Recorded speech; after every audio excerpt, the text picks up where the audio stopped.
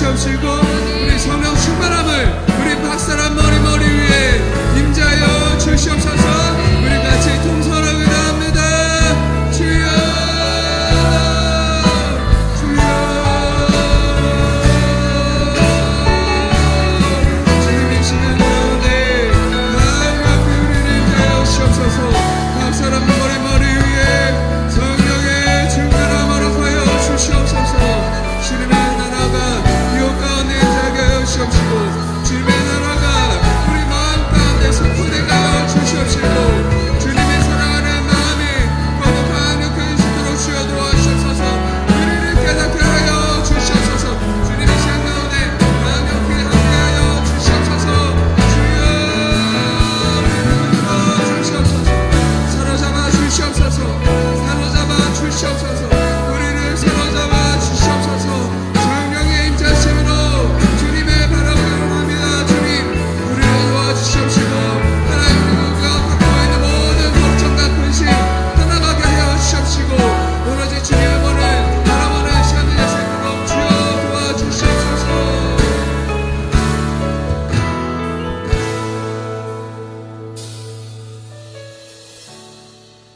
사랑과 은혜가 많으신 하나님 아버지, 우리를 젊은 예배 가운데로 인도해 주시니 너무나 감사합니다. 주님, 이 시간 가운데 우리와 함께 하시길, 우리와 함께 계시길 원합니다. 주님, 성령으로 우리에게 임하여 주시옵시고 성령 충만함을 우리에게 허락하여 주시옵소서.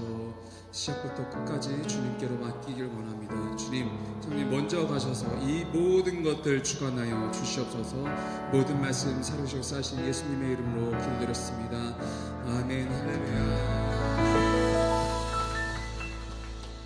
우리 더욱더 큰 기쁨으로 찬양하시겠습니다.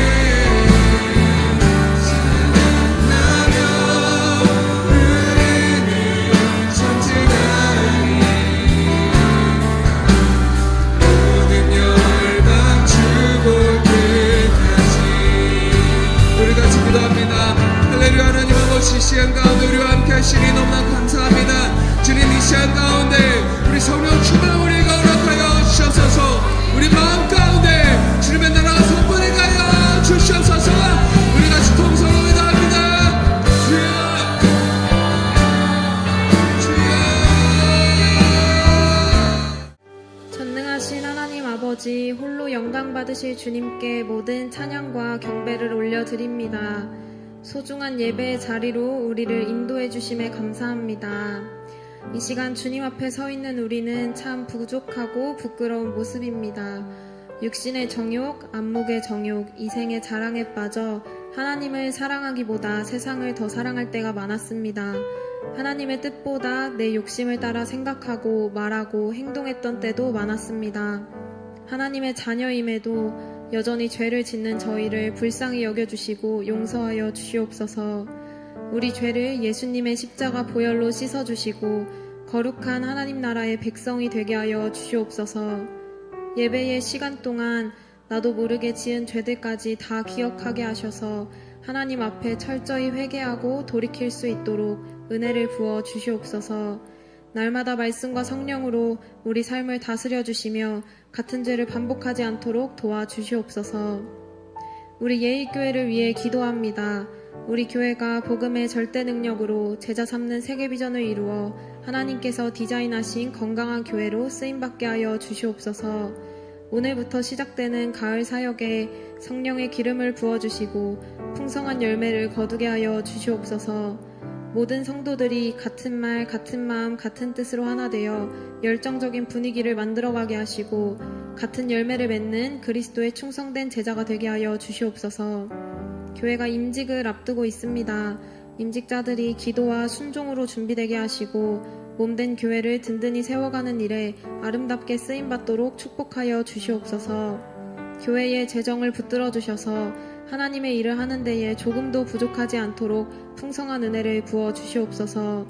감사와 헌신이 넘쳐나는 성도들의 삶이 되게 하여 주시옵소서. 하나님께서 주인된 형통한 삶의 축복을 누리게 하여 주시옵소서. 담임 목사님을 위해 기도합니다. 비전에 앞장서 달려가시는 목사님의 육신과 감정, 기억까지 빈틈없이 지켜 보호하여 주시옵소서. 한결같은 열정으로 달려가실 수 있도록 매일 새 마음과 새 영을 주시고 영력과 지력과 체력을 넘치도록 부어 주시옵소서. 말씀과 성령으로 충만하여 하나님의 일하심에 민감하게 반응하고 악한 영들의 공격을 능히 대적하며 승리하게 하여 주시옵소서. 이 시간 말씀의 권세를 더하셔서 치유와 회복의 역사가 일어나게 하여 주시옵소서. 우리 목사님의 가정을 축복하시고 하나님의 크신 은혜와 세밀하신 사랑으로 보살펴 주시옵소서. 목사님과 동역하시는 사모님께 기도의 능력과 하늘의 지혜를 부어주시고 사역의 풍성한 열매를 거두게 하여 주시옵소서. 새 자녀들과 함께하여 주시고 어디에 있든지 누구를 만나든지 예수 그리스도의 십자가 승리를 증거하는 자들로 살아가게 하여 주시옵소서. 하나님, 그토록 기도하며 기다려왔던 15 선교사가 준비되게 하심에 감사합니다. 준비되고 있는 예비 선교사를 축복하여 주시고 파송되는 날까지 거룩함으로 잘 준비되게 하여 주시옵소서. 날마다 말씀과 기도로 하나님의 뜻을 구하며 겸손히 주님께 순종하는 자가 되게 하여 주시옵소서. 모든 성도가 땅끝까지 복음 전하는 같은 비전을 품고 쓰임받을 수 있도록 보내는 선교사를 많이 세워주시고 나가는 선교사도 끊임없이 파송되어 나가든지 보내든지 연합하여 선교를 이루는 아름다운 교회가 되게 하여 주시옵소서. 오늘 예배를 위해 기도합니다. 각자의 자리에서 예배를 섬기고 있는 손길들을 기억하여 주시고 축복하여 주시옵소서. 예배의 시간에 더욱 집중하게 하셔서 하나님의 은혜를 깊이 누리는 자리가 되게 하여 주시옵소서. 우리 중에 여전히 마음을 열지 못한 사람이 있다면 그 속에 있는 굳은 마음을 주님께서 제하여 주시고 하나님의 음성에 귀를 기울이는 부드러운 마음이 되게 하여 주시옵소서. 선포되는 말씀을 통해 좋으신 하나님을 만나게 하시고 그 사랑을 깨닫는 시간이 되게 하여 주시옵소서. 오직 하나님께만 영광 올려드리는 예배가 되기를 원하며 이 모든 말씀 예수님의 이름으로 기도합니다. 아멘.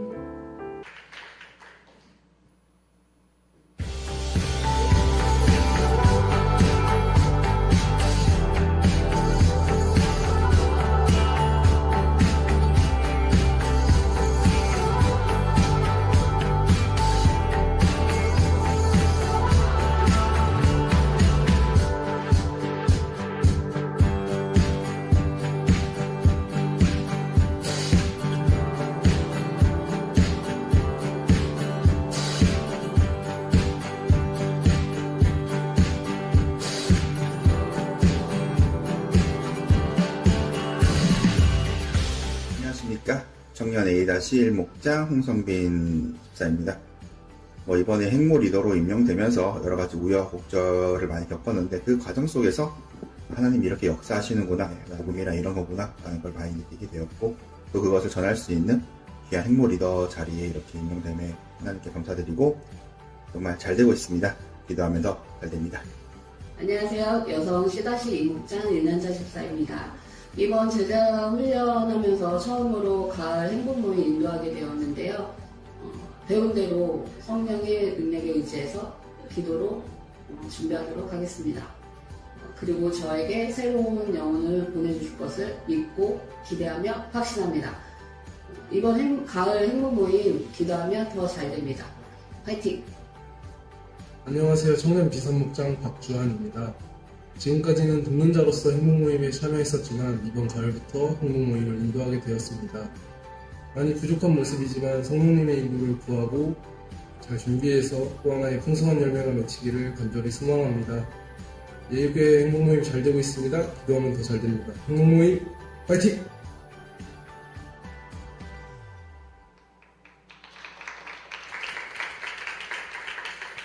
안녕하세요. 전도사역팀 김유경입니다.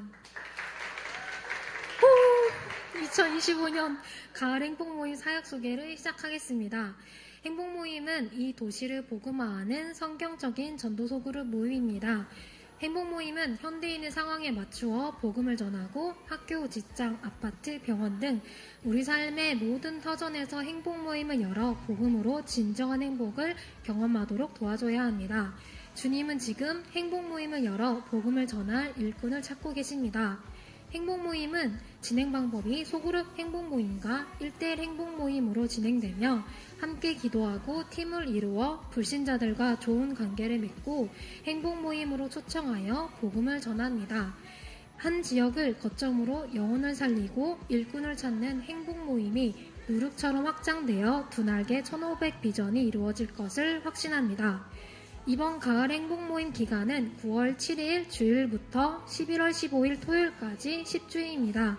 구호는 어디든지 행복모임 땅끝까지 기쁜 소식입니다. 가을 행복모임 구성은 장년 27개, 청년 12개, 청소년 해피스쿨 6개, 어린이 해피키즈 4개, 총 49팀으로 편성되었습니다. 날이 갈수록 행복 모임이 곳곳에서 확장되어 지역과 민족을 넘어 열방까지 복음이 전해지기를 기대하고 소망합니다. 잘 되고 있습니다. 기도하고 순종하면 더 잘 됩니다. 이상으로 행복 모임 사역 소개를 마치겠습니다. 다음으로는 구호 제창을 하겠습니다. 이번 사역 구호매는 박건비 형제입니다. 박수!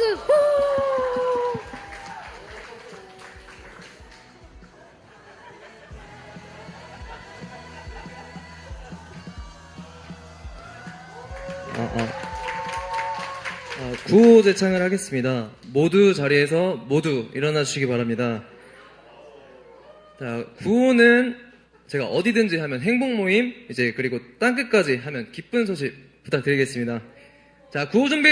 할렐루야! 어디든지! 땅끝까지!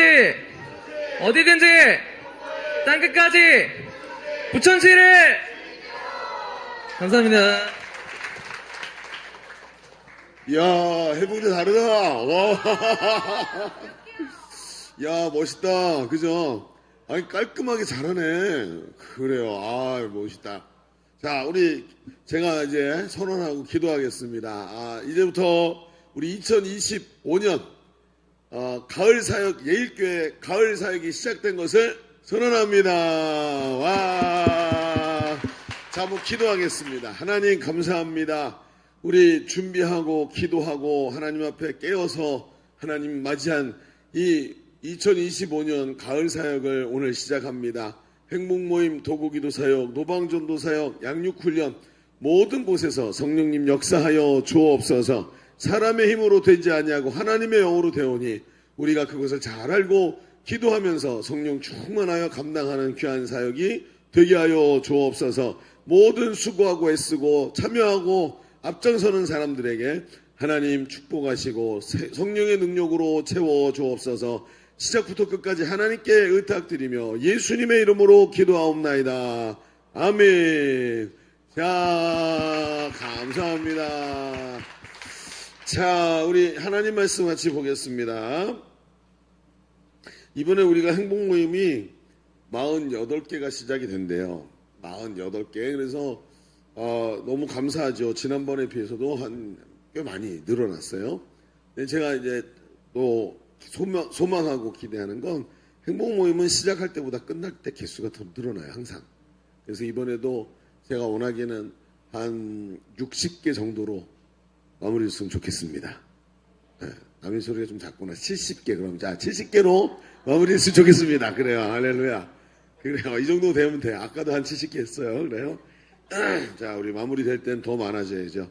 자, 우리 한 목소리로 우리 마태복음 13장 31절로 우리 33절까지 보겠습니다. 한 목소리로 읽을게요. 자, 앞에 보이시죠? 시작. 또 비유를 들어 이르시되 천국은 마치 사람들이 자기 밭에 갖다 심은 겨자씨 하늘 같으니 이는 모든 씨보다 작은 것이로되 자란 후에는 풀보다 커서 나무가 되매 공중의 새들이 와서 그 가지에 깃들이느니라. 또 비유로 말씀하시되 천국은 마치 여자가 가루 소말 속에 갖다 넣어 전부 부풀게 한 누룩과 같으니라. 아멘. 자, 여러분, 오늘은 가을 설기 시작되고 행복 모임을 선포하고 시작한 날이죠. 그래서 내일부터는 오늘 하는 팀은 있을지 모르겠는데 내일부터 모든 행복 모임이 시작이 됩니다. 그래서 이번 주 내에 거의 다 진행이 될 거고, 또 같이 오늘부터 양육 훈련이 시작되죠. 양육반과 제자 학교는 지금 오늘 이 예가 끝나자마자 바로 시작이 돼요. 그러면서 여러 가지 일이 일어나는데 이 행복 모임이 아주 중요하다라는 걸 여러분 알고 계시죠? 왜 그렇게 중요하냐? 성경에 보면 예수님께서 30살에 공생애를 시작하시고 그리고 사람들에게 가르치면서 첫 번째 하신 말씀이 뭐냐면 회개하라 천국이 가까워 왔느니라 라는 말씀이셨어요. 예수님의 주제는 하나님 나라였어요. 그래서 하나님의 나라에 대한 이야기가 성경의 마태, 마가, 누가, 요한 이 복음서에는 굉장히 많이 나오고 예수님의 말씀 중에는 바로 이 하나님 나라라는 주제가 굉장히 자주 등장을 해요. 예수님의 제자들도 둘씩 짝지어 보내시면서 저들이 가는 동네마다 회개하라 천국이 가까웠다 하고 선포하게 만드셨고, 나중에 예수님께서 승천하신 이후에도 사도 바울도 천국 복음을 전파했다 그랬어요. 천국 복음. 그러니까 천국 복음이 뭐예요? 천국이 가까웠다라는 얘기인 거예요. 그러면서 하나님 나라를 선포했다는 거예요. 자, 근데 우리가 잘 알듯이 이 나라라는 것은 우리가 지금까지 알고 있던 민족이라는 개념하고는 상당히 달라요. 나라가 뭐죠? 민족은 혈연으로 뭉쳐져 있는 게 민족이고 같은 문화를 공유하는 게 민족이죠. 근데 나라는 법하고 통치가 들어가요. 그래서 그 나라에는 어떤 법이 선포가 됐고 통치자가 누구냐라는 것이 나라의 핵심이에요. 그러니까 여러분 지금 예수님께서는 지금 하나님의 나라를 선포하는데 그 나라는 생명의 성령의 법이 선포된 나라고 하나님께서 통치하시는 나라입니다. 이게 천국이라는 하나님 나라라는 개념이에요. 이 이야기가 신구약 성경을 통틀어서 계속 나와요. 그런데 이 예수님께서 가장 중요하게 하신 말씀이 이거라는 거예요. 그럼 우리 속에 그래서 행복 모임을 하면 하나님 나라가 임한 것을 선포하는 거죠.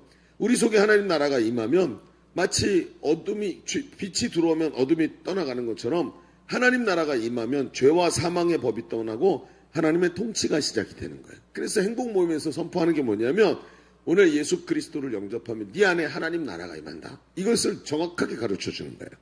죄와 어둠에서 신음하던 사람들이 그 나라에서 빛이 들어가고 어둠과 죄가 떠나가고 생명의 법과 성령의 법이 선포되면서 저들이 참된 자유와 해방을 누리는 거예요. 지금도 우리가 저 북한에 있는 수많은 사람들이 얼마나 저 악하고 추잡한 저 정권과 그 독재자 속에서 밑에서 얼마나 많이 고난을 당하고 있는지 우리는 잘 알고 있어요. 우리가 원하는 게 뭐죠? 저들을 저 신음하는 자리에서 해방시키는 거 아닙니까? 우리가 할 수 있는 방법이 없어서 지금 이루고 있는 것은 아닙니다만 그것이 저쪽 사람들이 이쪽으로 넘어오는 이유예요. 참된 자유와 해방을 누리기 위해. 여러분 행복 모임은 바로 하나님 나라를 선포합니다. 단순히 몇 사람이 모이는 모임이 아닙니다. 예수님께서도 말씀하셨죠. 두세 사람이 내 이름으로 모인 곳에 나도 그들 중에 함께 있느니라고 말씀하셨어요. 그 말씀 그대로 예수의 이름으로 모여서 하나님 나라를 선포할 때 그럼 어둠의 권세가 떠나가지 않던가요? 그럼 성경에도 말아요. 내가 예수님께서 분명히 하나님 나라가 이미 너희에게 임하였느니라라고 말씀하고 계시죠. 여러분 무슨 얘기입니까? 예수님께서 오늘 저들 안에 들어가셨을 때 저들의 주인이 바뀌고 저들을 통치하는 법이 바뀐다는. 그래서 행복 모임에서 복음을 제대로 전하면 어떻게 돼요? 저를 붙잡고 있던 어둠의 권세들이 떠나가는 것을 우리는 많이 봤습니다. 여러분 행복 모임에서 복음을 듣고 질병의 권세가 떠나가고 어둠의 권세가 떠나가고 묶임이 떠나가고 결박이 풀어지는 것을 우리는 수도 없이 많이 봤단 말이에요. 그렇습니다. 예수 그리스도를 선포할 때 그 예수 그리스도가 그 사람 안에 들어가셨을 때 이런 일이 일어나지요. 그리스도를 전하고 그리스도를 받아들이면서 하나님 나라가 시작이 되는 거예요. 요한계시록에 말하죠. 볼지어다 내가 문 밖에 서서 두드리노니 누구든지 내 음성을 듣고 문을 열면 내가 그에게도 들어가서 그 예수님께서 들어오셔서 하나님 나라를 선포하는 거예요. 이게 뭐냐면 바로 행복 모임이라는 거예요. 그래서 어둠의 권세가 떠나가고 예수 그리스도의 생명의 성령의 법이 그를 다스리는 역사가 일어나는 것입니다. 그렇다면 여러분 행복 모임은 이 땅에 어떤 누구에게도 정말로 필요한 복음을 전하는 이 시대의 하나님의 도구라고 말할 수밖에 없는 거죠. 그리고 이 일을 잘 감당하는 것이 예수님이 원하시는 거예요. 예수님이 아까 시작할 때 뭐라고 얘기했죠? 예수님이 공생을 시작하면서 첫 번째 하신 말이 뭐라고요? 회개하라 천국이 가까웠다. 행복 모임에서 우리가 하는 말을 예수님이 제일 먼저 하셨던 말이라는 거예요. 그러면 여러분 우리는 행복 모임을 잘 감당해서 이번 가을 사역에 수많은 사람이 어둠의 권세에서 빛으로 나오도록 하나님 앞에 인도해야 될 줄로 믿습니다. 그렇다면 우리가 어떻게 할 때 행복 모임을 잘 감당할 수 있을까? 전국 복음을 전하는 행복 모임을 성공적으로 감당하는 것은 너무나도 중요한 일입니다. 그렇다면 오늘 이 말씀을 좀 봅시다. 예수님께서 천국에 대한 이야기를 하시는데 그 천국에 대한 이야기를 어떻게 펼쳐가시는지를 보면서 하나님 나라를 선포하는 행복 모임을 우리는 어떻게 감당하는 게 좋을까 하는 이야기를 오늘 펼쳐가 보려고 해요. 자, 주보를 3면을 펼쳐보시면 오늘 말씀의 제목은 겨자씨 한 알 같으니 라는 제목이에요. 겨자씨 한 알 같으니. 이런 제목으로 이 제목이 어떻게 나왔죠? 예수님께서 오늘 그 얘기를 하시죠. 본문에서 천국은 마치 겨자씨 한 알 같으니 라는 이 말씀 가지고 얘기를 해보잖아요. 자, 두 가지 얘기를 할 텐데 첫 번째는 이렇게 한번 써볼까요? 겨자씨 비유는 천국 확장의 중요성을 말하고 있다. 이런 얘기예요. 말이 이게 좀 어려워요. 항상 저도 느끼는 부분인데 어려운 것 같아서 참 안타깝다는 생각이 드는데 자, 이제 오늘 얘기는 조금 머리를 써야 돼요. 이제부터 제가 하는 말을 잘 듣고 다음 중 틀린 것을 고르시오. 이제 머리 좀 써야 됩니다.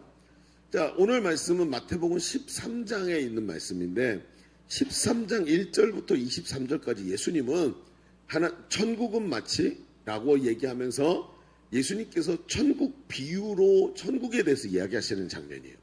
여러분 예수님의 고향이 어디죠? 예수님의 고향은 나사렛이죠. 그렇죠? 근데 예수님의 진짜 고향이 어디예요? 어떤 사람은 베들레헴에서 태어났기 때문에 베들레헴이 진짜 고향이래.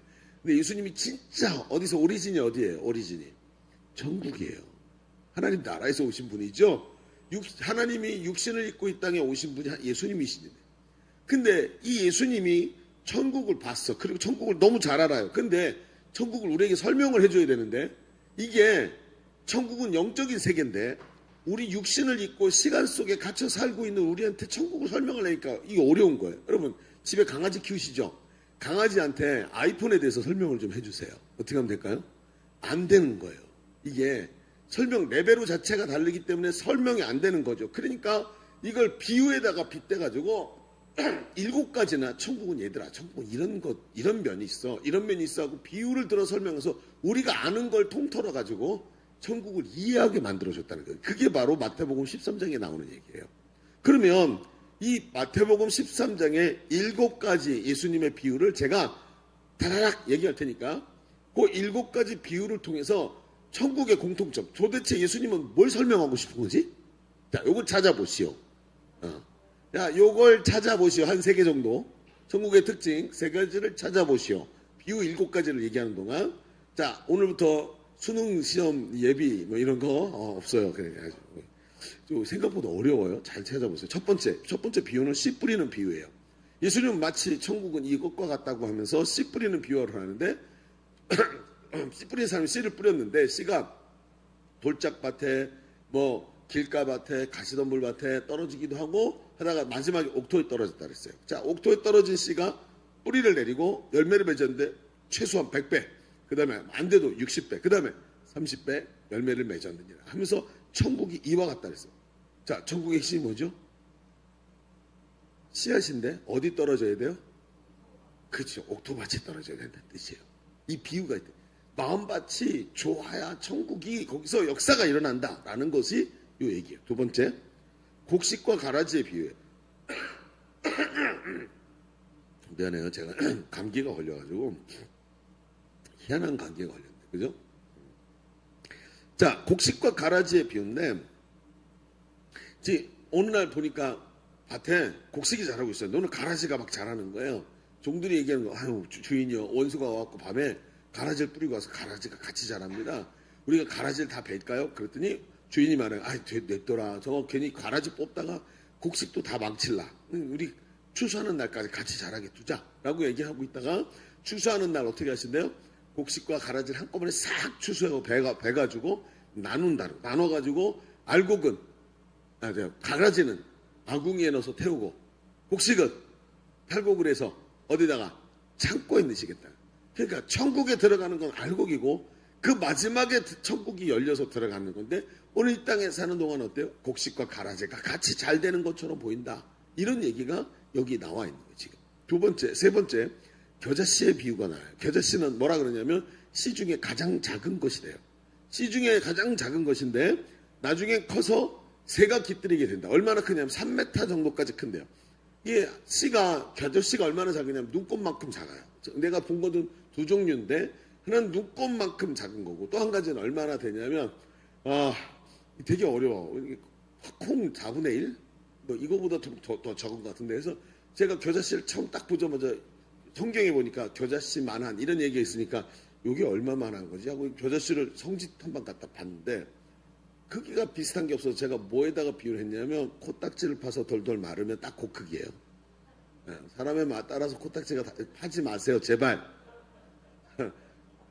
사람에 따라 크기가 다르니까 할 수가 없는데 그러니까 어쨌든 제가 보니까 고만해. 그리고 색깔도 비슷해. 색깔도 맛은 좀 달라요. 그래요. 그래요. 맛은 좀 다르다. 톡 쏜다. 코딱지 말고 그게 걔가. 그래요. 겨자씨가 톡 쏴요. 겨자씨 신기하죠. 겨자씨 먹으면 겨자 맛이 나요 진짜 톡 쏘면서. 근데 요게 이렇게 작은데 나중에 어떻게 되냐? 3m 이상 자라서 새가 깃들이게 돼. 이게 천국이다. 천국은 볼 때 아주 작은 것 같은데 그 본질상 시간이 지나면 지날수록 점점 커진다는 거예요.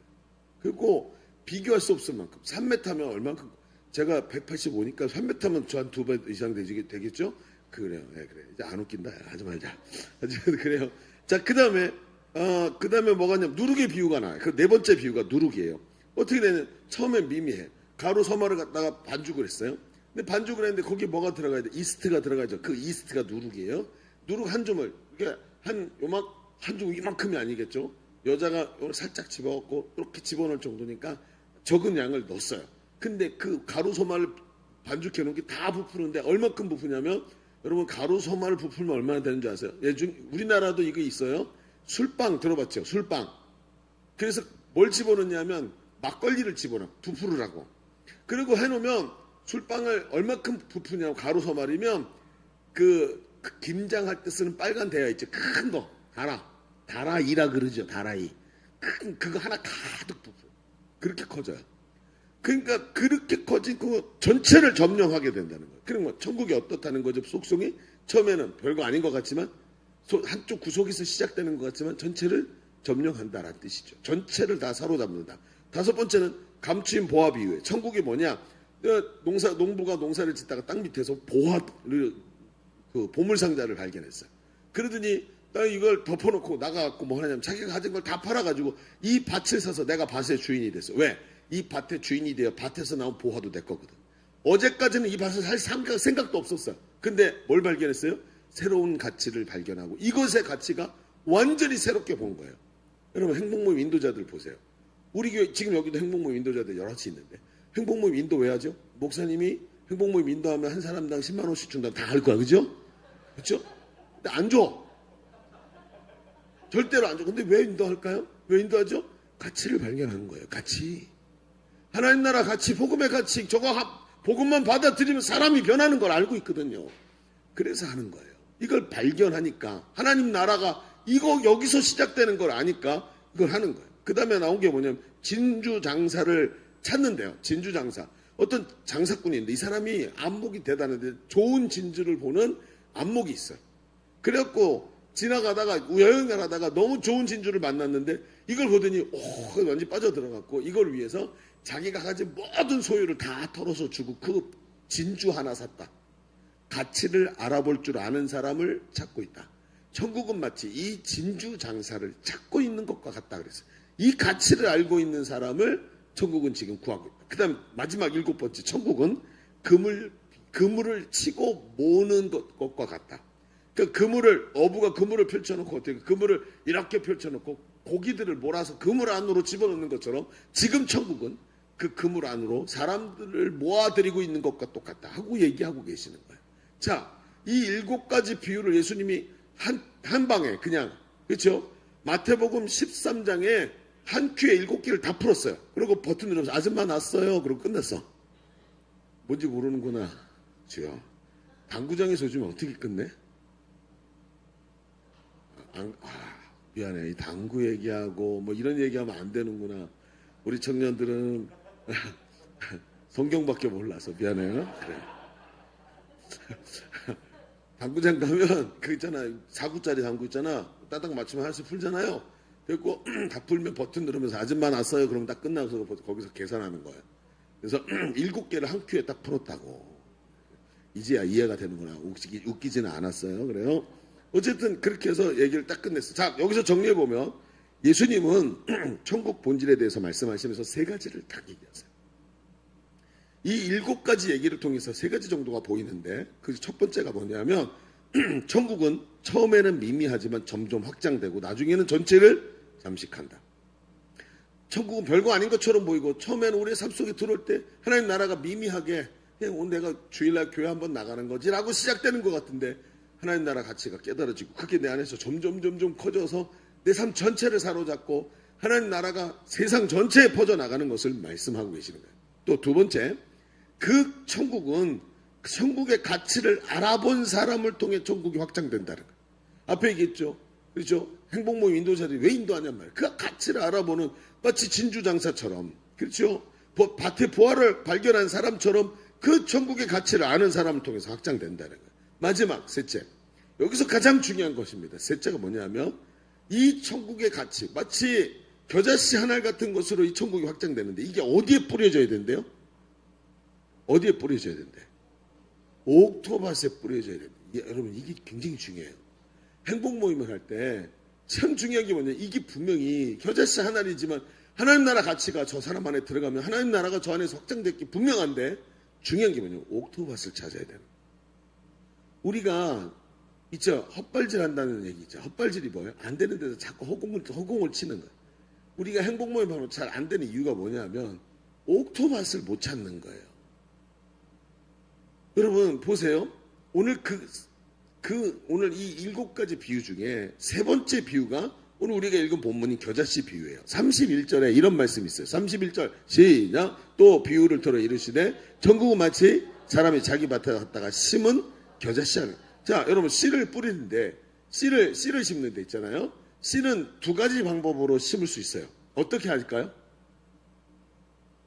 씨를 어떻게 심죠? 2가지 방법이 있어요. 혹시 여러분 농업 안 배워요? 고등학교 때?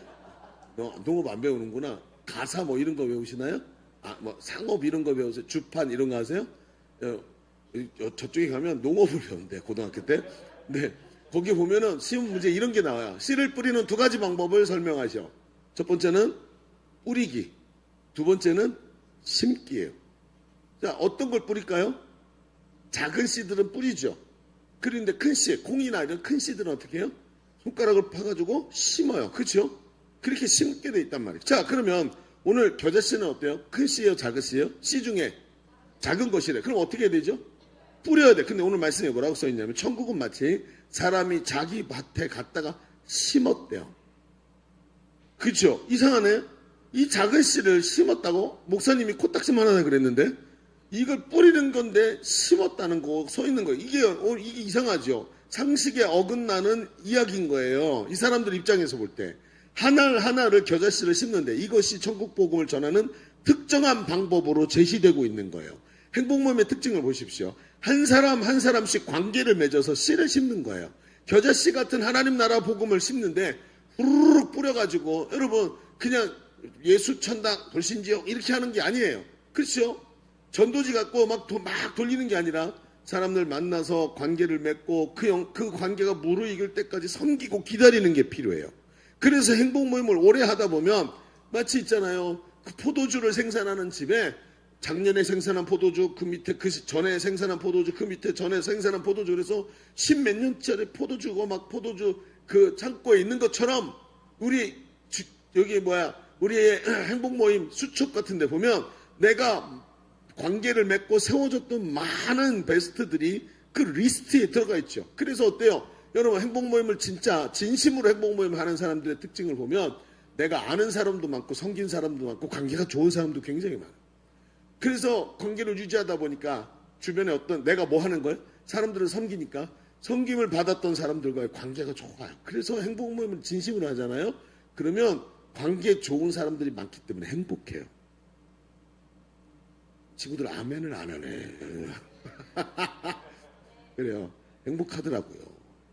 그러니까 많은 사람들과 좋은 관계를 계속 맺고 있으니까. 근데 그들 중에 1년 전에 베스트 잡았고 이번에 깜빡 잊어버리고 관계가 조금 멀어져서 기도만 하고 있었던 사람입니다. 오늘 길에서 그 사람 만나는데 너 아직도 그거 하니? 물어보는 거. 그거 있잖아 행복 모임이라고 지난번 나 한번 데려갔었잖아요. 아 그거 하지? 나 그거 다시 가면 안 될까? 사람이 바뀌어 있는 거예요. 1년 만에.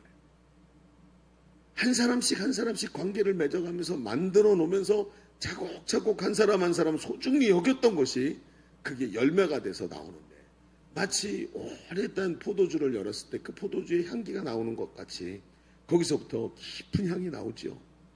만족의 기쁨이 한 영혼이 구원받는 기쁨 그 영혼이 예수님 만나가지고 변화되는 기쁨을 이건 안 경험해 본 사람은 절대 알 수 없어요. 그렇죠? 한 사람이 변화되는 기쁨 얼마나 감사한지요. 제가 어제 저녁 때 아무 데서도 얘기 안 했는데 어제 저녁 때 회복 캠프를 마치고 집에 갔어요. 근데 밤 10시 반쯤에 문자가 하나 와 있는 거예요. 제가 오늘 새벽에 발견을 한 거예요. 그 문자가 우리 교회에서 10년 전에 여러분 선배로 신앙생활 하다가 결혼을 해가지고 다른 지역에 좀 이제 이사를 해가지고 거기서 살고 있는 부부, 우리 교회에서 결혼한 부부, 김태환이하고 얘처럼 교회에서 결혼해가지고 딴 지역으로 도망갔어 이것들이. 근데 거기서 신앙생활을 잘했어. 왜냐하면 거기 이제 가정에 가업이 있어서 물려받을 수밖에 없었기 때문에 갔단 말이에요. 거기서 신앙생활을 하면서 바쁘게 애기 낳고 막 그러고 살다가 요즘에 찬양사역을 다시 교회에서 부탁을 받았고 찬양사역자로 조금씩 뒤에서 돕고 있는데 부부가 같이 앉아서 이야기를 나누다가 자기가 둘 다 우리 예일교회에서 성장했잖아요. 믿음, 신앙생활, 행복모임 인도자였거든. 열심히 행복모임 하면서 한 영혼 세우려고 목장 모임하고 하면서 애쓰면서 그러면서 자기들의 신앙이 그때 성장했고 그때 하나님께서 자기 두 사람을 막 그때 그 한 영혼이 세워지기로 해서 같이 기도 짝이 되고 함께 기도하면서 그 기도가 데이트였던 거야. 그때 사랑이 꽃피고 결혼 약속을 하고 막 그랬단 말이야. 얘들아 행복모임 하세요. 그걸 구구절절히 그냥 카톡에 쫙 하고 보낸 거야 나한테. 목사님이 이제야 목사님께 감사하다는 말을 할 수 있게 됐다고. 지금 부부가 어젯밤에 그 얘기를 하면서 너무너무 감사해서 서로 목사님께 감사를 좀 표현하면 좋겠다. 또 오늘이 지나가면 또 싱숭생숭하고 편지도 못 쓸 텐데 지금 써가지고 지금 오늘 그래서 밤늦게라도 이 마음 잊어버리기 전에 목사님 감사합니다 하고 편지를 보낸 거야. 선물을 안 보냈더라.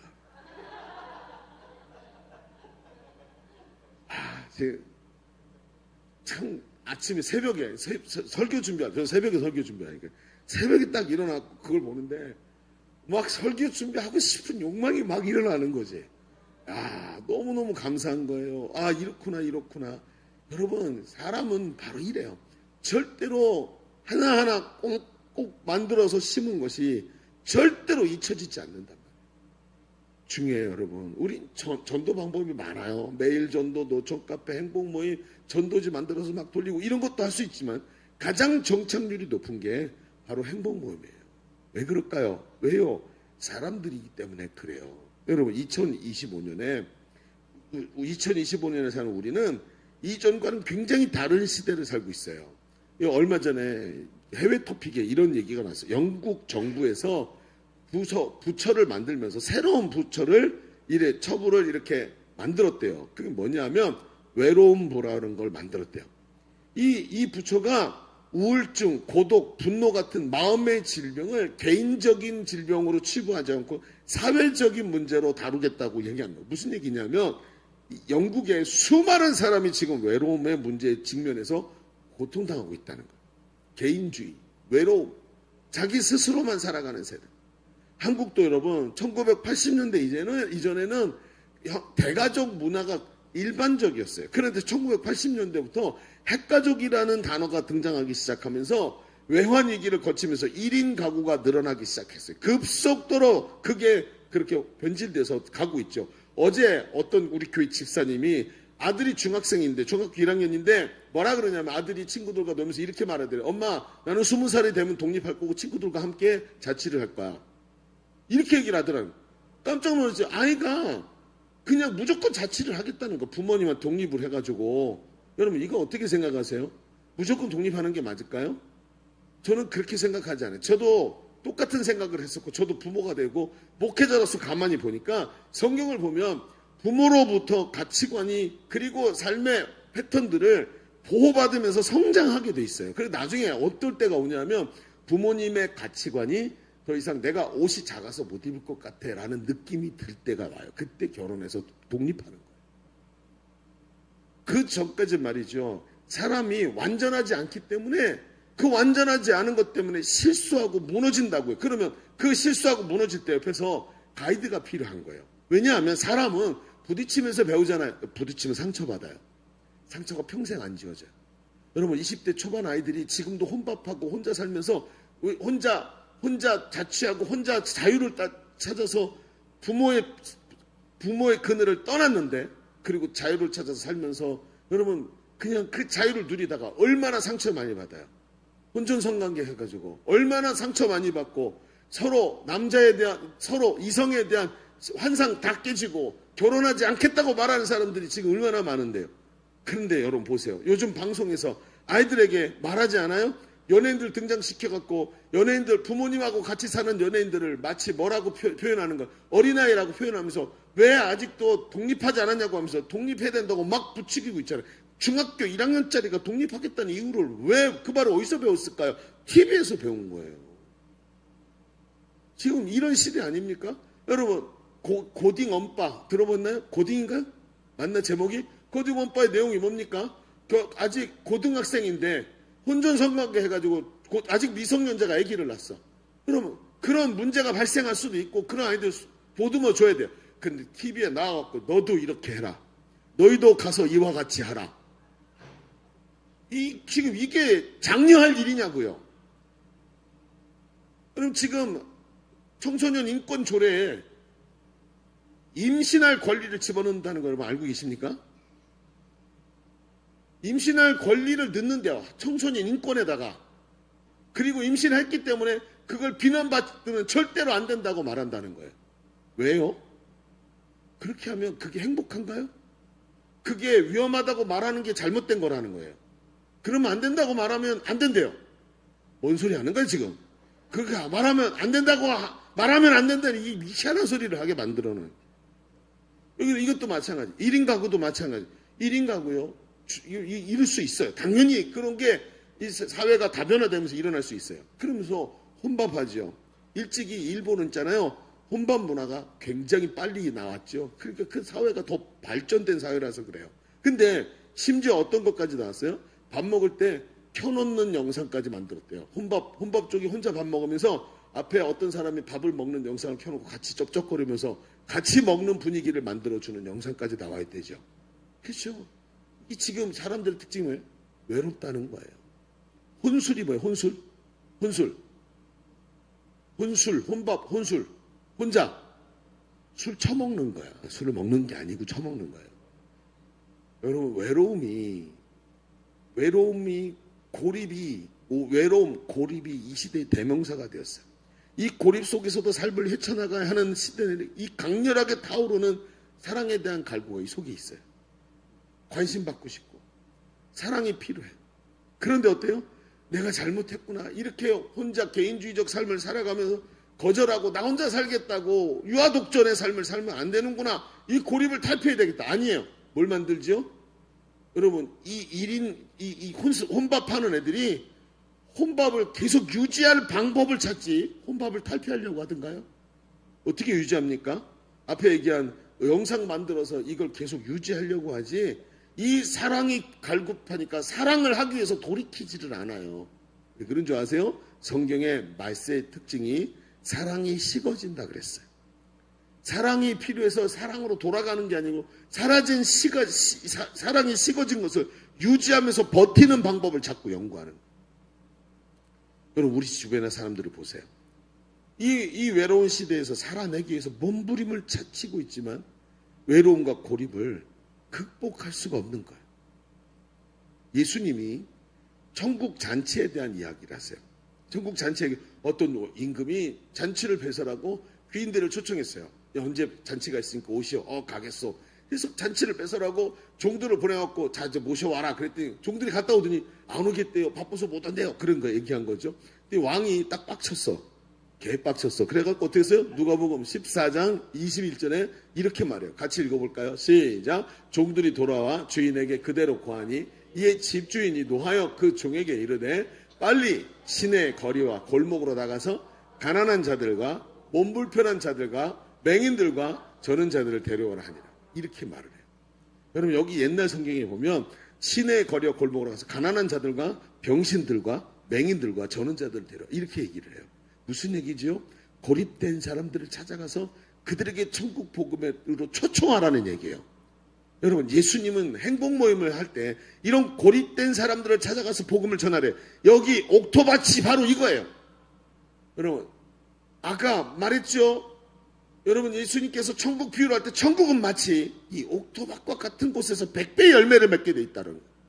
행복 모임을 하면서 첫 번째 우리가 잘 생각해야 되는 게 뭐냐면 누가 갈급한 심령이냐 하는 거예요. 그 갈급한 심령을 찾아가고 그 복음이 필요한 사람들에게 찾아가서 마치 아픈 사람이 의사를 찾는 것처럼 이가 아픈 사람이 밤새 끙끙 앓으면 새벽에 여러분 치과 병원이 열기도 전에 가서 문 앞에서 기다리고 있는 거 알고 있습니까? 그런 사람을 찾아내고 그 고통 중에 있는 외로움 속에 있는 사람들에게 복음을 전하는 거예요.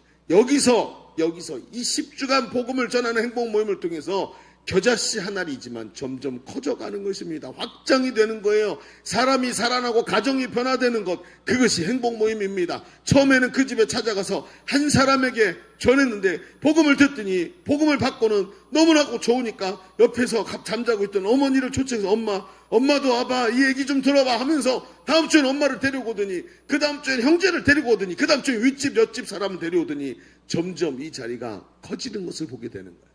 여러분, 지난주에 여기 영상 저기 나왔던 이명미 집사님 기억나십니까? 이명미 집사님이 지난 행복 모임이 있어요. 이모한테 복음 전했는데 저 사촌 형제까지 다 복음을 들으면서 그 행복 모임이 복음을 그 가정의 신앙을 회복시켰어요. 여러분, 너무나도 중요한 겁니다. 옥토, 갈급한 그 옥토를 찾아야 돼요. 그리고 한 사람에게 관계를 맺고 한 사람에게 복음을 전하세요. 천국은 이런 방법으로 폭발적으로 성장한다고 예수님 말씀하고 계시는 거예요. 오늘 복음을 전하는 사람들이 가져야 할 정말로 중요한 개념인 것입니다. 여러분, 한 사람을 찾으시기를 바랍니다.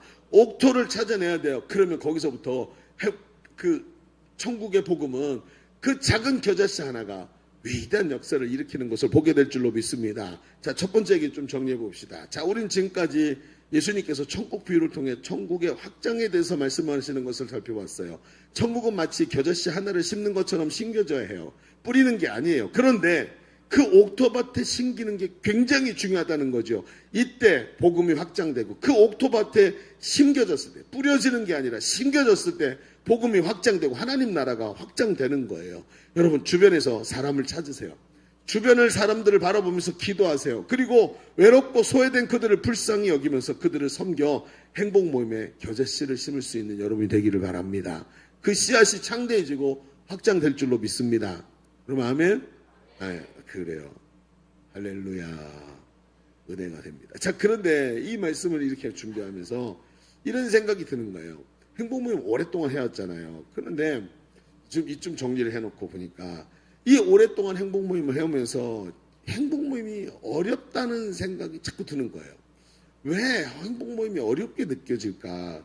분명히 이렇게 좋은 건데 왜 행복 모임이 어렵게 느껴질까 하고 생각을 했는데 보니까 행복 모임이 무엇인지 몰라서도 아니고 복음을 전하는 방법을 몰라서도 아니고 사람을 섬기는 게 물론 좀 돈도 들어가고 좀 이렇게 시간도 들어가지만 그게 어려워서도 아닌 것 같아요. 그럼 왜 그럴까? 다 알고 있는데 왜 행복 모임이 어렵게 느껴지는 걸까? 자, 이 질문이 여기 나오는 거예요. 제일 중요한 것은 이 행복 모임이 왜 이렇게 어렵게 느껴지는가 하는 질문에 대한 답을 좀 해봐야 될 것 같아요. 분명히 이렇게 행복 모임이 확장되어 가는 건데 왜 이렇게 어렵게 느껴지는 걸까? 자, 두 번째에도 이렇게 한번 써봅시다. 둘째, 겨자씨 비유는 확장을 말하면서 동시에 작은 것의 중요성을 강조하고 있습니다. 분명히 확장되어 간다고 말하지만 동시에 그 말 안에는 뭐가 들어있어요? 겨자씨라는 작은 것에 대해 중요성 계속 말합니다. 우리 교회도 작은 걸 하나 만들었어요. 이거 본 적 있으세요? 이게 뭐냐면 청년 전도제예요. 근데 이렇게 작게 만들었어요. 그래서 10교회 공동체가 있는데 이 내용이 뭐냐 하면 딱 여러분 갓생이라는 얘기예요. 갓생이 뭐냐 이렇게 써 있어요. 보면 열정적으로 갓생을 살고 있는 당신 요즘 어떤가요? 갓생이라고 하지만 미래에 대한 불안, 막연한 외로움, 관계에서 오는 상처들로 계속 세워지지 않나요? 하면서 진정한 갓생이 있어요. 진정한 갓생, 내 힘과 내 노력 이상의 것. 진정한 갓생에는 참 평안과 자유가 있습니다. 진정한 갓생은 행복한 삶입니다. 예일교회 공동체에서 진정한 갓생을 한번 누려보세요 하고 얘기를 해요. 그러면서 뒤에 보면 이제 백지전도 내용이 이렇게 짤막하게 있어요. 그래서 설명하다 보면 백지전도가 딱 설명이 되고 맨 마지막에 은혜로운 사진, 목사님 얼굴이 있어요. 이 전도지를 만드시는 분이 왜 우리 전도지에는 목사님 얼굴이 없을까요? 그러면서 목사님 얼굴이라도 왜 순댓국집에도 사람 얼굴 딱 갖다 박아놓고 이렇게 해놓는데 교회도 목사님 얼굴 딱 박아놓으면 얼마나 저기가 있겠냐고 얘기를 하시는 거예요. 그래서 그럼 순댓국집 해봅시다. 그러니까 그거 붙였어요. 그래서 목사님 얼굴 이렇게 있다는 거예요. 그래서 이거 가지고 이제 나중에 전도하고 그럴 때 좀 많이 씁시다. 우리 아마 타겟은 가톨릭대에서 전도하려고 했던 것 같아요. 그러면서 이제 전도국에서 이거 가지고 청년들하고 함께 많이 나눌 것 같아요. 어쨌든 작은 것의 중요성. 그래서 작은 전도지 요거 중요성에 대해서 얘기해 봅시다. 자, 잠깐이면 될 것 같아요. 얘기를 좀 들어볼까요? 여러분 31절에 예수님은 겨자씨를 말씀하시는데 그 왜 겨자씨에 대해서 얘기했는지를 32절에 말씀하세요. 32절에 보세요. 왜 하필 겨자씨냐? 이는 모든 씨보다 작은 것. 이 겨자씨가 굉장히 작은 것인데 자란 후에는 사람의 가슴쯤 오는 풀이 아니고 3m쯤 되는 나무가 되매 공중에 새들이 와서 그 가지에 깃들이느니라. 요 내용이 굉장히 중요한 내용이에요. 자, 겨자씨 하나를 갖다는 건 작은 말씀이죠. 작다는 말씀이죠. 작아서 별 볼 일 없어 보여요. 그런데 커지면 3m가 넘는데요. 여러분 이거는 기본적인 원리죠. 예수님도 오실 때는 아기로 오셔서 30세가 될 때까지 하나님의 일을 하지 못하셨지만 30세가 되면서 위대한 일을 공생애를 살아가시죠. 여러분 유대인들은 30세가 돼야 제사장이 될 수 있어요. 그러니까 예수님이 30세 일하셨다는 것은 진정한 제사장으로 세워지는 모습을 보여주는 거예요. 제자들도 보세요. 제자들은 한없이 부족한 모습이 있어요. 아무리 가르쳐줘도 못 알아들어. 그런데 성령이 충만히 임하시자 위대한 사도로 돌변하죠. 행복 모임을 보세요. 굉장히 작아요. 두세 사람은 어떨 때는 한 사람이 또 다른 한 사람을 만나는 정도밖에 안 되는 거예요. 그러니까 사람들 눈에 띄지도 않고 저게 뭘 할 수 있을까라고 생각이 돼요. 근데 어떻게 창대하게 됩니까? 이게 무엇을 의미하는 거예요? 한번 여러분 물어봅시다. 여러분 행복 모임 어떻게 하면 잘 되죠? 단답으로 딱 말하자면 이 부분을 중요하게 생각해야 돼요. 지침대로 해야 돼요. 행복 모임 뭐대로 하라고요? 지침대로 해야 돼요. 사람들이 어떻게 하냐면 행복 모임을 하다 보면 나중에 가서 보니까 편한 대로 하고 있는 거예요. 행복 모임이 그 지침에 보면 뭐라고 써있는지 아세요? 1시간을 기도하고 행복 모임에 가라고 돼 있어요. 근데 이상하죠. 나는 너무 바빠. 그래서 행복 모임 인도자이지만 1시간 기도를 못했어요. 근데 이상하게 거기를 마치 화이트로 딱 가려놓은 것처럼 항상 안 읽어. 그리고 지금 행복 모임을 10년째 하고 있는데 단 한 번도 1시간씩 기도 안 하고 갔어. 여러분 생각해 보세요. 그러니까 지침이 무시가 되니까 아무리 행복 모임을 해도 영적인 원리가 나타나지 않는 거예요. 치유기도 하라고 써있죠. 여러분 행복 모임 지침 마지막에 치유기도로 하라고 돼 있어요. 아 목사님 치유기도 한다고 낫나요? 여러분 안 낫죠. 근데 계속해 보십시다. 여러분 어떤 일이 벌어질까요? 그게 꼭 필요하기 때문에 거기 있는 거예요. 이 지침은 책상에 앉아서 만든 게 아니에요. 현장에서 30년이나 행복 모임을 하면서 이렇게 하니까 영혼이 구원받고 사람들이 변화되더라고 해본 사람들이 써놓은 거란 말이에요. 여러분 지침대로 해보십시오. 한 주 한 주 베스트가 달라지는 걸 보는데 얼마 지나지 않아서 주님을 만나는 것을 보게 될 것입니다. 여러분 세상에 첫 술에 배부른 게 어디 있습니까? 처음부터 만족되는 게 아무것도 없어요. 여러분 지침대로 다 한다고 처음부터 되는 게 아닌 것 같지만 지침대로 하면서 내 약점이 커버가 되고 이 모임의 영적 분위기가 달라지는 거예요. 대기만성이란 말이 있어요. 큰 것은 늦게 채워지는 거예요. 한 사람을 예수 믿게 만들어서 일꾼으로 세우고 한 사람이 복음을 듣는 일을 위해서는 차곡차곡 이 일이 돼가는 과정이 필요한 거예요. 행복 모임이 미약해 보이지만 이 미약한 행복 모임이 지침대로 차곡차곡 감당하다 보면 큰 열매를 거두게 돼 있는 거예요. 여러분 저도 은사나 성령의 역사하고는 굉장히 거리가 먼 사람이었어요. 그런데 여러분 행복 모임을 하면서 아유 오늘 행복 모임 조졌다. 잘 안 된다 하고 생각을 하고 있었어요. 그리고 끝내자. 여기서 오늘은 빨리 하고 끝내고 집에 가야 되겠다 하고 생각하고 자 지침해 보니까 치유기도 하시오. 치유기도 받으실 분 두 사람 저 빼고 두 사람이었어요. 아무도 없어. 그래서 저 안 아파요. 권사님인데 안 아프세요? 무릎이라도 아프실 텐데. 뭐 근데 안 아프대. 다 안 아프대. 그래서 병원 갔다 왔대. 안 아프대. 그래가지고 어떻게 그럼 끝내야 되겠다는데 옆에서 있던 권사님 바로 앞에 있던 그 집사님 여집사님이 가만히 생각하더니 그 목사님 해야 되니까 좀 와볼래 너? 그럼 옆에 있던 딸 7살짜리 딸을 부르는 거야. 7살짜리 딸이 불러갖고 딱 봤더니 손가락이 이렇게 굽어 있는 거야. 어렸을 때 태어났을 때부터 굽어갖고 펴지지가 않았대. 막 주무르면 살짝 펴진 뒤까지 제껴지질 않네. 이제 얘라도 좀 기도 좀 해주세요. 안 될 걸 알고 있지만 이런 분위기였어. 그래서 저도 하라니까 지침대로 하라니까 그냥 앉아갖고 손가락 이렇게 붙잡고 두 손가락으로 붙잡고 엄지손가락을 예수 이름에 가느니 엄지손가락은 펴져라 이러면서 3분을 기도했어. 지키는 게 3분이니까 3분을 기도했어. 뭐 감정이 뜨거워갖고 막 이러면서 한 게 아니야. 근데 3분 그냥 했어. 3분 딱 기도하고 야 끝났어 이제 아직 간식 먹고 가야 되겠다. 빨리 딱 먹고 일어나려고 그러는데 이 권사님이 하여튼이 얘를 무릎에 딱 앉히더니 손가락 펴봐. 손가락 딱 펴는데 뒤로 탁 제껴져. 엄마가 깜짝 놀라고 눈이 이만해지는 거야. 여러분 아무 일도 안 일어날 줄 알았어요. 하라고 하니까 해야 되니까 충성스럽게 감당한 것뿐이에요. 근데 하나님 일하시더라고. 여러분 우리가 굉장히 중요한 게 있어요. 지침대로 하지 않는 것이 얼마나 큰 위협을 만들어내는지를 알아야 돼요. 여러분 그렇습니다. 행복 모임은 미약해 보이고 복음을 전하는 건 별거 아닌 것 같지만 지침대로 하면 큰 열매를 거두게 되는 거예요. 이게 뭐예요? 여러분 작은 씨앗 하나가 점점점 커져가는 모습이 바로 이렇게 되는 거예요. 만약에 겨자씨가 나는 조그마니까 아무것도 아니야 라고 생각하면 새들이 깃들일 만큼 커지는 게 그런 게 일어나겠습니까? 부족하고 연약하지만 하나님이 주신 은혜대로 가야 되는 거예요. 오늘 말씀해 보니까 새가 깃들인다 그랬어요. 새가 깃들이는 게 뭐죠? 천막을 치고 거처를 정한다는 뜻이에요. 이게 유목민들의 입장에서 보면 새가 깃들인다 거기에 천막을 치고 거처를 정한다 이런 뜻이에요. 여러분 공중에 나는 새들이 겨자나무에 깃들이고 쉬게 된다는 거예요. 겨자나무는요 가지가 새가 집을 짓기에 좋은 가지가 아니에요. 휘청휘청거리는 게 얇으니까. 근데 거기에 기술들이 여기가 너무 편하네. 여기 너무 좋다. 야. 우와 여기 너무 좋아. 휘청휘청거리네. 여기 너무 좋네. 이렇게 된다는 거예요. 이게 무슨 얘기냐 보십시다 여러분. 여러분 행복 모임 하는데 진짜 어려운 게 뭐냐면 인도자들이 제일 어려워하는 것 중에 하나가 장소가 안 나와. 창수야 이번에 내 자취방에서 행복 모임 하면 안 될까? 이렇게 물어봤더니 창수가 응? 안 된다. 왜 안 돼? 안 돼.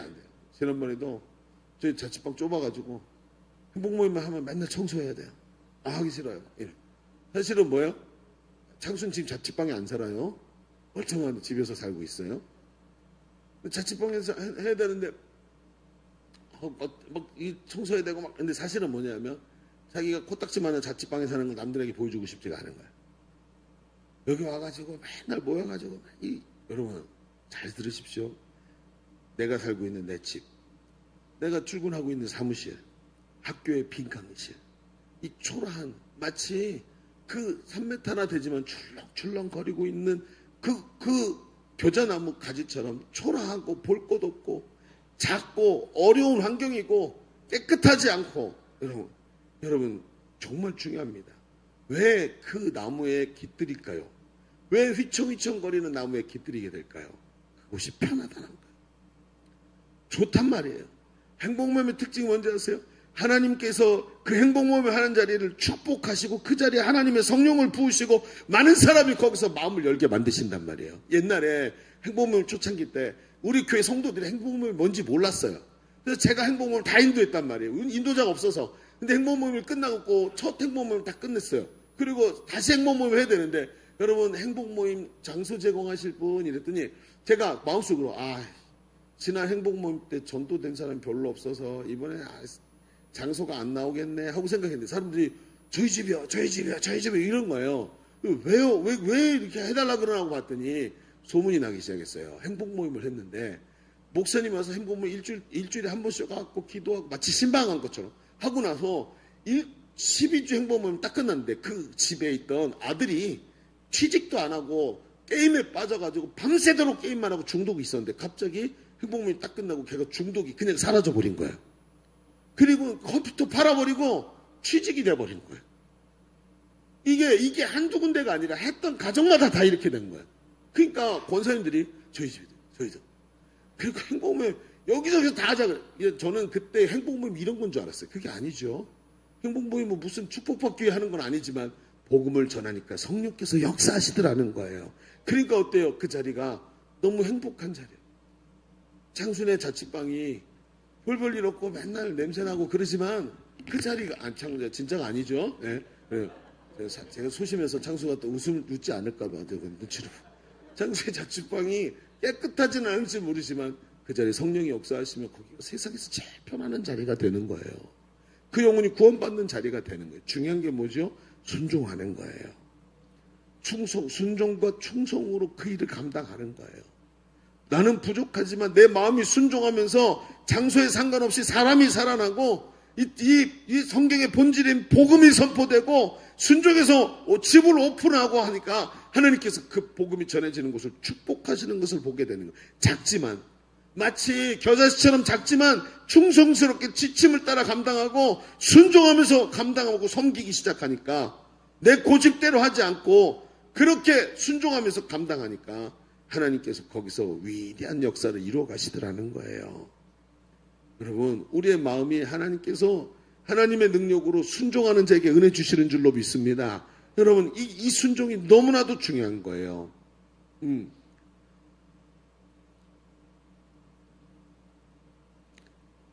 임하나라는 그 작가가 있는데 이 사람이 소중한 사람과 함께 있는 책이라는 책을 썼어요.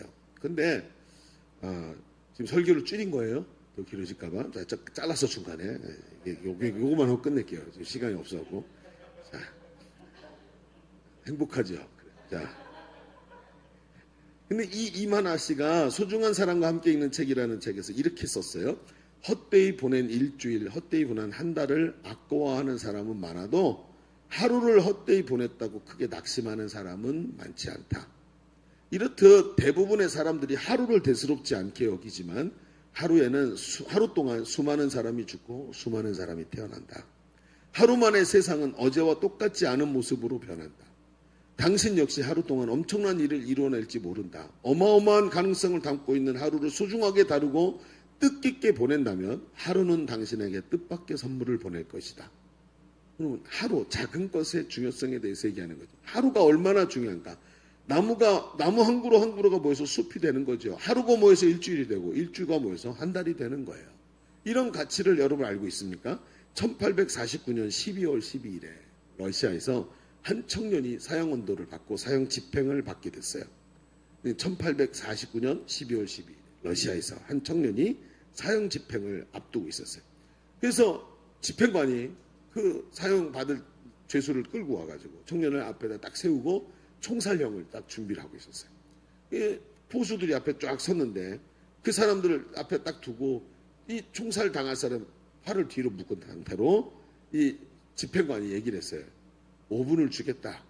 이제 형을 집행해야 되는데 하고 싶은 말이 있나? 마지막 말을 하라. 할 말이 없거든 내가 5분의 시간을 너에게 주겠다. 마무리를 하라. 라고 얘기를 한 거예요. 이 청년이 5분 동안 자신의 삶을 돌아보는데 그 짧은 5분이 얼마나 소중한지 1초 1초가 너무 아까운 거죠. 과거를 돌아보고 사랑하는 사람들을 위해 기도하고 매일 보낸 하루하루가 너무나 귀하고 지금 이 5분이 너무나 소중한 내 마지막 5분인 거예요. 평생에. 그러면서 아쉽고 그 많은 시간을 그냥 헛되이 보냈던 것들이 너무 아쉽고 하면서 후회가 가득한 모습으로 5분이 지나가 버렸어요. 자, 이제는 눈을 가리고 그렇죠? 사선으로 끌고 갔어요. 사람이 거기 딱 서서 나무에 메어가지고 딱 서 있는데 사수들이 전부 다 이 사람을 딱 총을 겨누고 있죠. 그러면서 장전 철컥하죠. 그리고 조준 총을 올려서 조준을 합니다. 준비된 사수부터 발사 그러면 끝인 거예요. 그렇죠? 마제가 한마디 준비된 사수부터 발사 그럼 끝이에요. 자, 근데 마지막 저기를 내리려고 하는데 갑자기 기적이 일어났어요. 황제의 특사가 저쪽에서 말을 타고 달려오는 거예요. 그러면서 멈추시오 하고 소리를 지르면서 달려오는 거예요. 들어와서 보니까 황제의 특명이 떨어졌는데 그게 아슬아슬하게 총을 발사하기 바로 직전에 여기 도착하게 된 거예요. 이 청년이 그래서 죽음에서 사선에서 풀려나서 살았어. 이 청년이 마치 바지에 오줌을 지릴 정도로 무서웠는데 그 순간 느꼈던 게 뭐예요? 그 제일 아쉬웠던 거 마지막 순간에 그 5분의 그 소중함. 그걸 깨달은 거죠. 그러면서 그 청년이 이제 사형은 면했지만 감옥에서 이제 형을 살게 되고 이런 상황 속에서 자기 책상, 자기가 자고 있는 침대 머리맡에다가 글귀를 하나 붙였어요. 뭐라고 붙였냐 하면 인생은 5분의 연속이다 라고 얘기한 거예요. 자기가 사선에서 느꼈던 그 5분, 너무너무 아쉬운 그 5분이 붙어 있는 게 인생이다. 그러니 그 5분을 사선에서 살고 사선에서 느꼈던 것처럼 소중히 살으라는 얘기예요. 인생은 5분의 연속이다 라고 써놓은 거예요. 그리고 나서 어떻게 했냐면 자기가 그 노역을 하지 않는 자기 혼자 있는 시간에는 미친 듯이 글을 쓰기 시작했어요. 글을 막 쓰기 시작했고 그 쓴 글들이 모여서 뭐가 됐는지 아세요? 죄와 벌이라는 소설이 됐어요. 죄와 벌. 카라마조프의 형제들.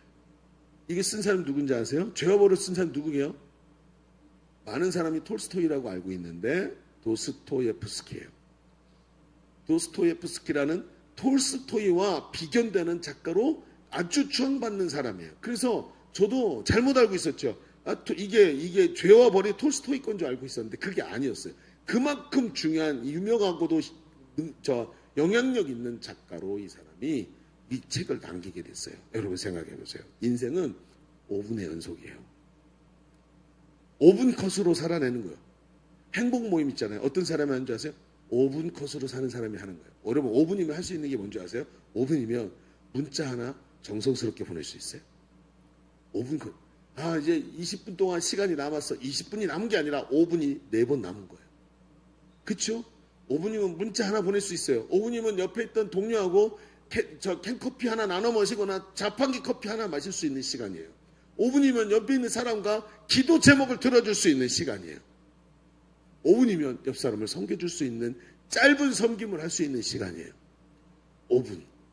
인생을 5분 코스로 살아내면 여러분 앞에 있던 이야기들을 전부 다 상쇄할 수 있지 않습니까? 충성스럽게 순종하면서 오브컷으로 살아낼 수 있는 삶이라면 여러분 이 사람의 삶이 어떻게 될까요? 앞에서 제가 물었습니다.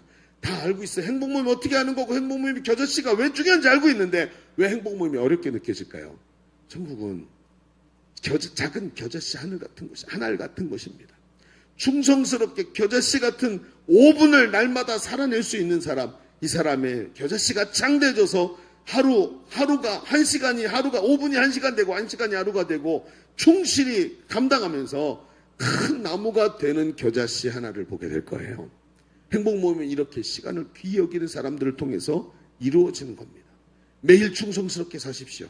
관계를 맺고 섬기십시오.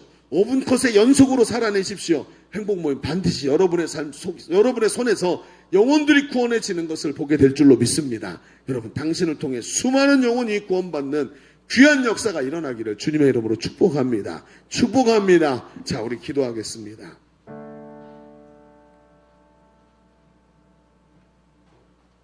우리는 세상을 살면서 패배주의에 너무 많이 노출되어 있어요. 그 패배주의의 결론이 그래서 너 자신을 위해 살라고. 그래서 남을 위해 살지 말고 하나님 위해 사는 거 그런 헛소리 하지 말고 너 자신을 위해 살라고 라고 말합니다. 만약에 그렇게 한평생을 살면 남는 게 뭘까요? 전 나이가 50이 넘으니까 옛날 어른들의 말이 느껴져요. 하루가 달라. 나중에 늙으면 무릎 아프고 허리 아프고 배우자는 세상 떠나고 자식들은 부모한테 관심 없고 남는 거는 연금 조금에 매일의 삶이 지루하게 왜 안 죽지 그러고 살아가는 삶이라면 너를 위해 사는 게 뭐가 중요하죠? 저는 오늘 이 말씀을 준비해서 정말 많은 생각을 했어요. 인생을 5분 컷으로 살아낸다는 건 정말 중요하구나. 내가 만약에 저 사선에 서 있었다면 나는 이런 생각을 할 수 있었을까? 오늘 주님이 이 마지막 시대 사람들이 다 외로움에 빠져가지고 자기 자신만을 위해 살아가는 이 시대에 거꾸로 연어처럼 물살을 거슬러 오르는 여러분을 준비시키신 줄로 믿습니다. 옥토바스를 찾아내세요. 그리고 5분 컷으로 살아내면서 그곳에 씨를 심으세요. 반드시 위대한 역사가 일어나는 것을 여러분의 눈으로 보게 될 줄로 믿습니다. 오늘 말씀의 은혜를 붙잡고 우리 하나님 앞에 주님 한번 외치고 기도합니다. 주여, 하나님 역사하소서. 오늘 말씀이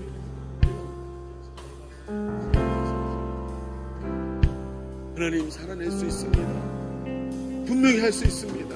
하나님 이 귀한 일들을 우리에게 맡겨주셨는데 분명히 해낼 수 있습니다. 하나님 너무나도 바쁘고 어려운 삶의 현장이지만 오늘 나는 아버지 나 자신을 위해 사는 사람이 아니라 하나님 나라를 위해 사는 사람, 천국의 아버지 역사들을 이루어가기 위해서 사는 하나님 나라가 겨자씨와 같다 하셨는데 하나님 이 겨자씨의 가치들을 깨닫게 하시고 이 가치를 위해 살아낼 수 있는 용기와 힘을 우리에게 허락하여 주옵소서. 성령님 함께 하시기를 간절히 원합니다. 성령님 역사하소서. 아버지 하나님 말씀 새롭게 우리에게 나가오게 하여 주옵소서. 아버지 하나님 감사합니다. 오늘 귀한 말씀 우리에게 주셔서 감사합니다. 세상은 물을 따라서 순리대로 살으라고 말하지만 하나님께서는 물을 거꾸로 거슬러 올라라 라고 말씀하고 계시는 것을 봅니다. 하나님 바쁘고 어렵고 나 하나 간소하기에도 어려운 삶이지만 그 속에서 그걸 뛰어넘는 믿음의 장수들이 나오는 줄로 믿습니다. 오늘도 맡겨주신 이 귀한 일들 지금도 저 외로움 속에서 죽어가는 사람들을 향해서 그 옥토에다가 하나님 나라의 씨앗을 심는 자 되게 하여 주시옵시고 하나님 작은 것의 중요성을 알아서 충성하면서 작은 일에 충성하고 작은 일에 순종하면서 5분 컷의 삶을 살아내면서 위대한 일들을 이뤄내는 하나님 주님 나라의 젊은 용사들이 다 되게 하여 주옵소서. 오늘도 말씀 앞에 겸손하게 서게 하시니 감사합니다. 예수님의 이름으로 기도하옵나이다. 아멘. 우리 하나님께 영광을 올려드립니다. 아멘.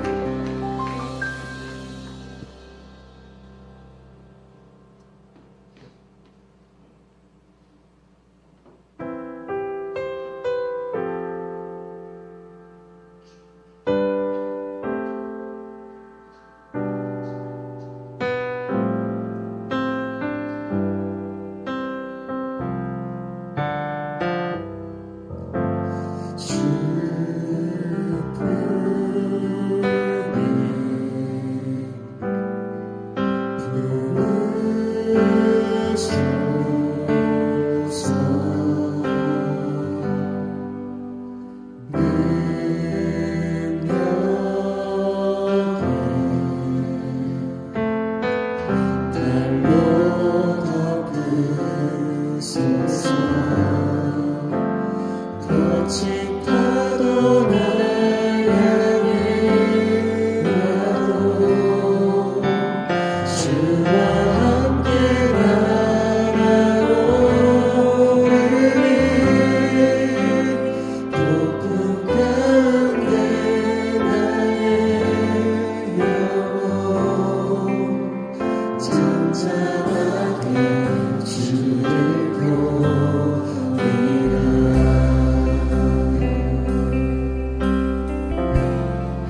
주님 안에 주님